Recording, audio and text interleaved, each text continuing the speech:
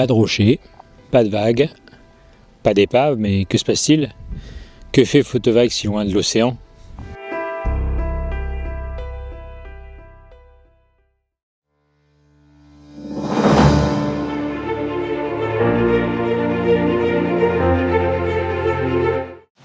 Quand je photographie l'océan, la première chose que je fais en arrivant, c'est poser mon sac, ne pas sortir l'appareil photo et regarder autour de moi, regarder un petit peu les différentes prises de vue qui sont possibles, le temps qu'il fait, comment arrivent les nuages, la lumière, comment elle va frapper les rochers, est-ce que la marée a un impact ou pas sur ce que je vais prendre en photo.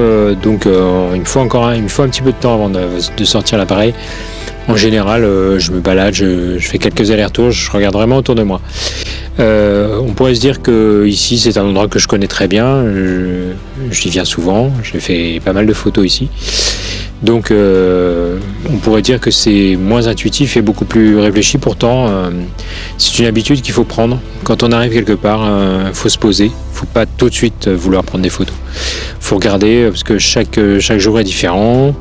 La lumière est différente. Ici, on est au milieu des vignes, donc sur les vignes de Bergerac, et à chaque saison, on a des images qui sont différentes, soit des vignes au repos, sans feuilles, soit des vignes très abondantes. Là, on est un peu entre les deux. La vigne a débourré, elle commence à fleurir, donc c'est une saison qui est assez sympa, mais là encore, tout peut être très très différent. Donc vous arrivez, vous posez votre sac et vous regardez un peu autour de vous, que ce soit à la mer ou à la campagne. En fait, les choses sont assez similaires, et c'est une habitude à prendre. Il faut vraiment prendre son temps. Contrairement à la photo de rue où là on est dans le mouvement, on est dans l'action, la photo de paysage c'est plus contemplatif et plus lent. Et ça se rapproche un peu de la photo argentique dans la mesure où on shoote pas tout de suite.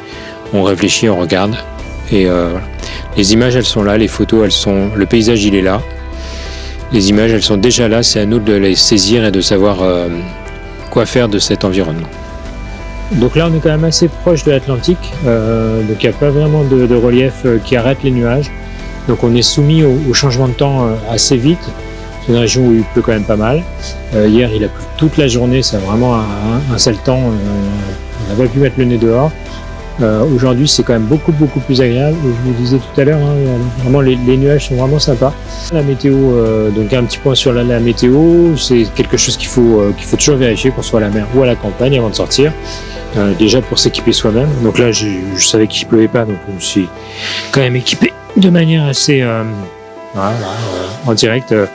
On perd la clé de son trépied et puis après on est assez embêté, donc voilà, j'ai eu du bol, je l'ai retrouvé, je me la mets dans la poche.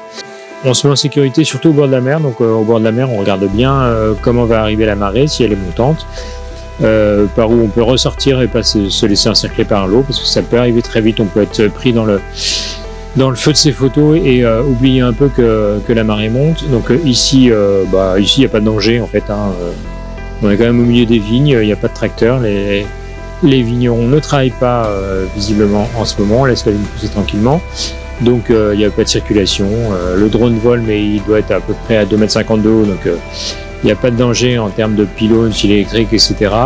Donc c'est assez serein. En conclusion de cette vidéo qui je l'espère vous a intéressé, même si on ne voyait pas de belles vagues, en fait en conclusion on arrive quelque part, on pose son sac, on ne sort pas l'appareil photo, on regarde autour de soi, on regarde ce qu'on peut faire, on regarde un petit peu comment les choses évoluent, comment elles vont évoluer durant sa session, qu'elle dure une demi-heure, 1 heure, 2 heures. En tout cas, on peut commencer à apprendre à lire la lumière, à lire la course du soleil. Il y a des applis pour ça, pour préparer un peu à l'avance. Photopills par exemple, faire un peu de scouting, repérer sur Google Maps les différents angles possibles.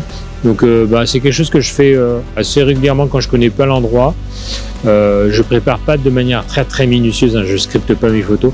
Je scripte mes vidéos mais pas mes photos, et ça donne quand même une forme de spontanéité qui serait dommageable si on l'avait pas. Si cette vidéo vous a plu et que vous avez envie d'approfondir, n'hésitez pas à vous abonner à la chaîne YouTube, n'hésitez pas à venir visiter le site photovague.art sur lequel il y a des guides, il y a des checklists, etc. et sur lesquels vous pouvez bien sûr commander des tirages fine art de la Bretagne ou de l'Écosse. À très vite, j'espère que la prochaine fois on sera au bord de la mer.